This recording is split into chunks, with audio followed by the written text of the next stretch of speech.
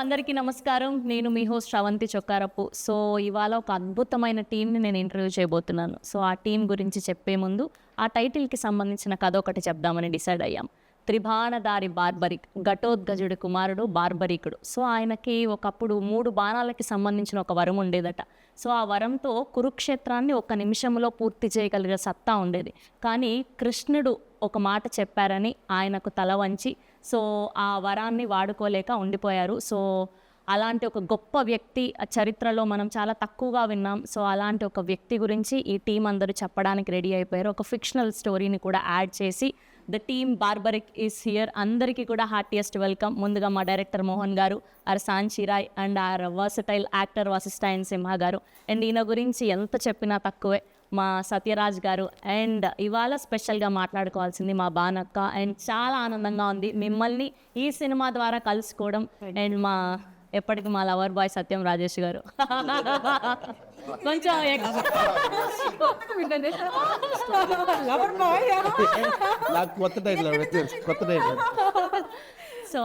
So ముందుగా మీ అందరికీ కూడా హార్టియెస్ట్ కంగ్రాచ్యులేషన్స్. మీ టీజర్ రిలీజ్ అయినప్పటి నుంచి మంచి బజ్ని క్రియేట్ చేయగలిగారు.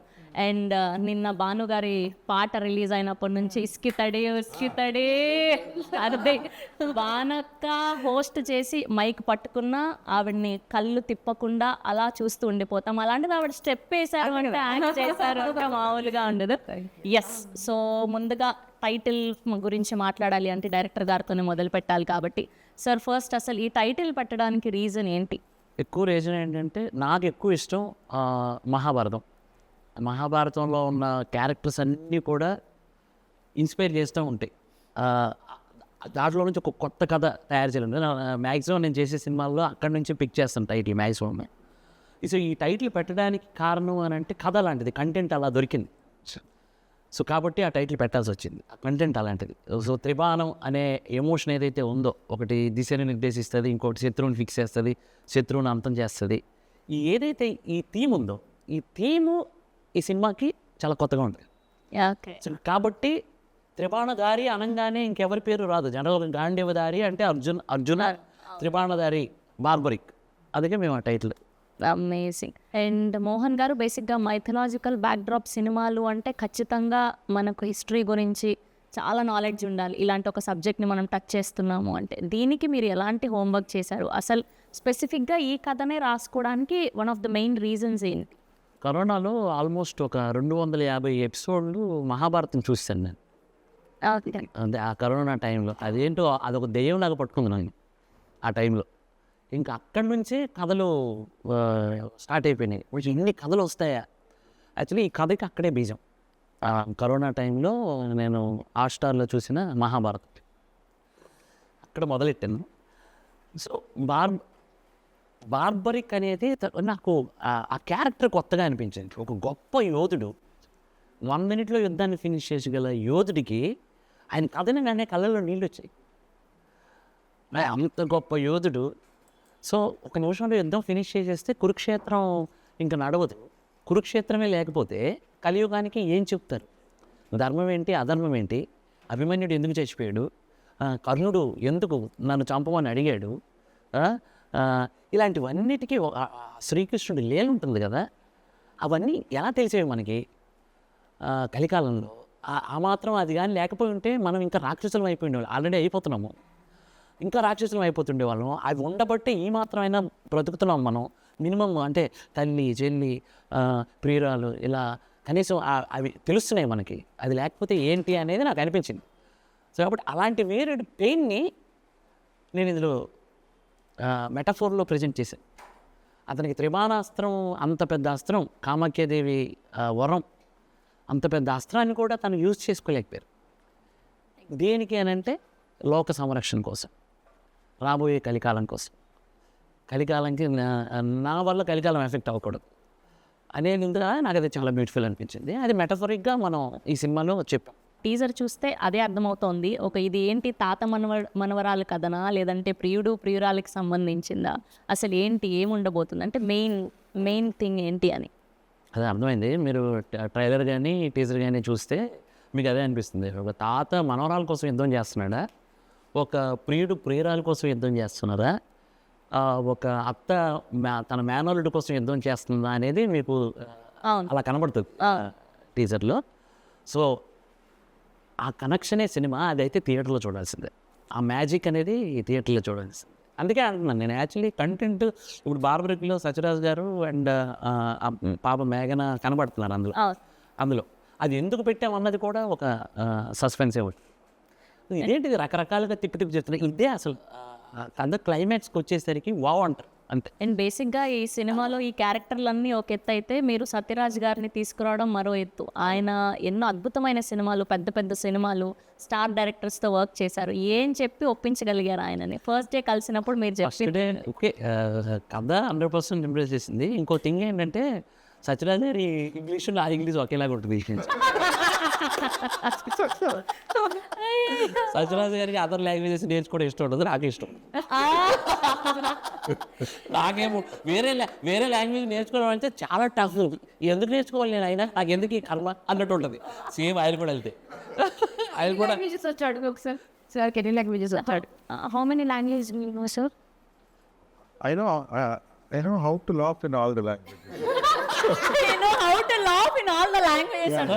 నవ్వు ఒకలాగే Yeah. ఏ లాంగ్వేజ్లోనే నవ్వు ఒకేలాగా. Yeah. That's amazing. But that is very important. అంటే ఆన్సర్ ఎవరు చెప్పలేదు. నాకు Telugu smile are Tamil smile? This is Russian smile. Indian languages అనుకున్నా, foreign Foreign language also, I can smile in any language. Yeah. అదనుకోక ఒక డైరెక్టర్కి పెద్ద పెద్ద కోరికలు ఉంటాయి జనరల్గా. ఈ క్యారెక్టర్ అమితాబ్ బచ్చన్ ఎంత భలే ఉంటుంది కదా అని అంటే, నాకేముంది అసలు వెనకాల, నేను ఒక ఇట్ ఇచ్చాను అమ్మాలి కదా.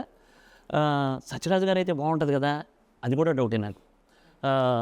మోహన్ లాల్ గారు అయితే బాగుంటుందా, డౌటే. సినాప్సిస్ రెడీ చేసి ఫస్ట్గా నేనేంటంటే, ఇంత పెద్ద క్యారెక్టర్స్ ఉన్నాయి కానీ కరెక్ట్గా యాప్ట్ సత్యరాజ్ గారి. ఆ క్యారెక్టర్కి, డాక్టర్ శ్యామ్ క్యారెక్టర్కి యాప్ట్ సత్యరాజ్ గారు. ఎందుకంటే ఆయన దగ్గర ఆ కళ్ళల్లో ఇది ఒక సైకియాట్రిస్ట్ ఎలా చూడాలి, నేను అందుకే ఆయన సినిమాలు చూసి ఆ క్యారెక్టర్ రాశాను సీరియస్గా. సినాప్సిస్ పంపించగానే సార్ ఇమీడియట్ కాల్, ఇంగ్లీష్లో మాట్లాడేస్తున్నారు ఆయన కూడా. ఇంగ్లీష్లో మాట్లాడేస్తుంటే సేమ్ ఇంగ్లీషే ఉంది, టెన్షన్ లేదని అమ్మ కాన్ఫిడెన్స్ వచ్చింది నాకు. చేతులు వణికిపోయి సత్యరాజ్ గారు అని ఆఫీస్లో క్రాంతి మన మీ మేనరుడి క్యారెక్టర్ పక్కన ఉన్నాడు. సత్యరాజ్ మనోడు టెన్షన్ అయిపోతున్నాడు. సత్యరాజ్ గారు లిఫ్ట్ చేశాను, సార్ ఇక మంచి స్మూత్ ఇంగ్లీషు, నీట్గా తెలుగు లాంటి ఇంగ్లీష్ మాట్లాడారు. అది సరిపోయింది కదా, ఇంకేంటి మరి. ఇక రెచ్చిపోయాను నేను. ఇక ఎన్ని తప్పులు వచ్చినా వాళ్ళు ఇక ఏది ఎవరో ఇక రెచ్చిపోయి చెప్పాను. అయిపోయిన తర్వాత ఇగో ఈ క్యారెక్టర్ అదర్ ఏమీ ఆలోచించొద్దు, రేపు తెల్లవారు మీరు రాగలుగుతారా చెన్నైకి, నాకు ఫుల్ నేరేషన్ కావాలన్నారు. ఇంకా మార్నింగ్ నేను రాజేష్ గారు వెళ్ళిపోయాము, కథ నేరేట్ చేశాను. ఇంకొక విషయం ఏంటంటే, నేను తెలుగులోనే నేరేట్ చేశాను. అంటే ఎవరి లాంగ్వేజ్ వాళ్ళు కరెక్ట్గా ప్రజెంట్ చేయగలుగుతారు. నేను తెలుగులో ప్రజెంటేషన్ ఇచ్చాను. పర్లేదు సార్ చెప్పండి అన్న. కథ విని ఇమ్మీడియట్గా మారుతి గారికి అక్కడే కాల్ చేశారు. సార్ కథ చాలా బాగుంది సార్, ఎందుకంటే కొత్త డైరెక్టర్ కదా అని కొంచెం భయపడ్డాను. అంటే లెజెండ్స్ పెద్ద పెద్ద సినిమాలు చేసిన వాళ్ళు కొత్త డైరెక్టర్ కదా అని చిన్న సంశయం ఉంది, కానీ కథ చాలా బాగా చెప్పాడు సార్, చేద్దాం సార్ అని మారుతి గారు. అప్పుడు హ్యాపీ మీద ఇంకా నేను ఇంకా ఎవరికి అప్రోచ్ అవ్వలే, ఇక ఫిక్స్ అయిపోయాను. అలా సత్యరాజ్ గారిని ఒప్పించుకున్నారు. అమేజింగ్. అంటే అవునా? అయితే మన ఇవాళ టాలెంట్ని బయట తీయాల్సిందే. వశిష్ఠ సింహ గారి వాయిస్ అండ్ అలానే ఆయన మేనరిజం ఏదైనా ఒక డైలాగ్తో చూపిస్తే వశిష్ఠ గారికి ఫస్ట్ నేను ఒక రిసార్ట్లో కలిసాను. కలిసినప్పుడు ఆయన కళ్ళజోడు పెట్టుకొని ఒక చిన్న డోర్ తీసుకొని వస్తున్నారు. ఇట్లా నేను ఎలా చెప్పడం, ఏంటి ఇంత హైట్ ఉన్నాడు ఈయన, చూస్తే డామినేటింగ్గా ఉన్నాడు. కూర్చునేసరికి వాయిస్ ఓపెన్ చేశాడు, దిస్ ఇస్ వశిష్ఠ అని. వశిష్ఠ ఏంట్రా ఇది బేసు అన్న. తర్వాత ఇక కథ చెప్పడం కూడా నిజంగా రాజేష్ గారు మీకు చెప్పినంత కాన్ఫిడెంట్గా ఆయనకి చెప్పలేదండి, సత్యరాజ్ గారికి చెప్పినంత కాన్ఫిడెంట్గా నేను చెప్పలేదు. బికాస్ ఆఫ్ ఆయన ఏదో అది నాకు చిన్న భయం అనిపించింది. అందుకే ఒక బాణాన్ని అప్పుడు తీసుకెళ్ళా, నా స్క్రీన్ ప్లే రైటింగ్లో హెల్ప్ చేసిన నాగేంద్రని తీసుకొని వెళ్ళాను. అదే ఎప్పుడు ఫోన్ చేసినా hi Mohan, how are you? ఎలా ఉన్నావు? ఓకేనా? ఎవ్రీథింగ్ గుడ్డా? Okay, right. ఏంటి నెక్స్ట్ ఏంటి? ఆ సౌండే సౌండ్ ఇక అలవాటు. అది ఎంతలా వాయిస్ని విన్నారంటే ఇక రాజన్ వెల్కమ్ సార్. పర్ఫెక్ట్ ఇలా దింపుతున్నారు మీరు. ఈటీవీ గణేషన్ గారికి డబ్బింగ్ చెప్పేసారు. వచ్చి వచ్చి అన్నారు, సరే సీన్ ఏంటి అన్నారు. సీన్ చెప్పేసి డైలాగ్ చెప్తున్నా. అదే నా బేబీ కనపడట్లేదు, అది ఎలా, అది కానీ సాయంత్రం వరకు లేదనుకో ఒక్కొక్కరిని తాట తీస్తాను కొడుకల్లా. రే ఎవరు అది ఇట్లా ఆయన దాన్ని నేను ప్రతి డైలాగ్ ఆయన సార్ ఇలా వస్తారు సార్ మీరు వచ్చేసి సార్ ఎప్పుడే బేబీ గారిని పట్టుకుంటాం సార్, రాత్రి ఎంత లేట్ అయినా కానీ తెల్లవారేసరికి మీ బేబీ మీ ఇంట్లో ఉంటుంది సార్ అని ఇలాగే చెప్పేవాడిని. చెప్పిన తర్వాత ఆయన యాజ్ ఇట్ ఈజ్ అలాగే చేసేవాడు. ఇంకేముంటుంది నేను అసలు మొత్తం అందరినీ దింపేస్తున్నారు ఆయన. అలా చేసేవారు. అయిపోయిన తర్వాత ఒకరోజు కాల్ చేసి అంతా ప్యాకప్ అయిన టైం అయిపోయింది, ఇక సారదా అయిపోయిన తర్వాత ఒక పని చేయి, నేను రాను కానీ నువ్వు డబ్బింగ్ చెప్పుకో అన్నాడు. దండం పెడతా సార్.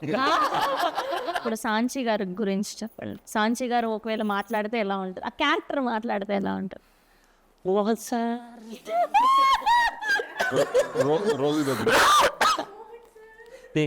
అతనికి ఎలాంటిదంటే అది అంటే ఆ సంస్కారానికి మెచ్చుకోవాలి. యాక్చువల్లీ రాగానే ఫస్ట్ సెట్లోకి రాగానే నా కాలు మొక్కుతుంది. అంటే నాకు ఇంట్లో మా ఇంట్లో నా చెల్లెలు ఎలా ఉంటాయి, నా వైఫ్, మా అమ్మ, నాకు అదే ఫీలింగ్ ఉంటుంది. అంటే అంత వచ్చి కాళ్ళకి నమస్కారం చేస్తాను. మా ఆవిడ ఫస్ట్ కాళ్ళకి నమస్కారం చేస్తాను, మా చెల్లి కాళ్ళకి నమస్కారం, నేను మా అమ్మకంటే ఇక నేను నమస్కారం చేస్తాను. అంటే ఆ సంస్కారం చూడండి, నాకు అది చాలా బాగా నచ్చింది అమ్మాయిలో. ఇంకోటి ఏంటంటే తనకి ప్రాబ్లం తెలుగుని కనీసం పలకటం కష్టం. అలాంటిది ప్రయత్నం చేసిందండి తను. ఎంత కష్టపడింది, ఎంత కష్టపడి సినిమాలో చూస్తే ఖచ్చితంగా అప్లాజ్ వస్తుంది అమ్మాయికి, అంత బాగా యాక్ట్ చేసింది. తెలుగు డబ్బింగ్ కూడా మహతి చెప్పారు దీనికి, పర్ఫెక్ట్ సింక్, చాలా బాగా. ఇంకా సాహిత్యం గురించి చెప్పలేము.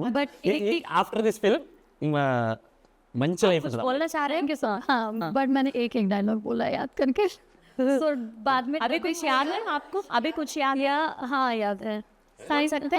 సాయంత్రం వరకు వచ్చేద్దాం సినిమా గినిమా అంటూ వేరే పక్కన పట్టకు. బేసిక్గా సత్యరాజ్ గారి క్యారెక్టర్ బేసిక్గా బాహుబలిలో కట్టప్ప అనే బాహుబలికి క్యో మానారని అదొక సెన్సేషన్ క్రియేట్ అయింది. సో ఆ వర్డ్ని ఇప్పటికీ మర్చిపోలేం మనం, ఆ సీన్ని పర్టికులర్గా. సో అలా ఈ సినిమాలో సత్యరాజ్ గారి సీన్ ఏది బాగా నిలుస్తుంది అని మీరు అనుకుంటున్నారు? ఇప్పుడు కట్టప్ప వై అదే క్యూనే మారా kill Baahubali, Kattappa become a barbaric.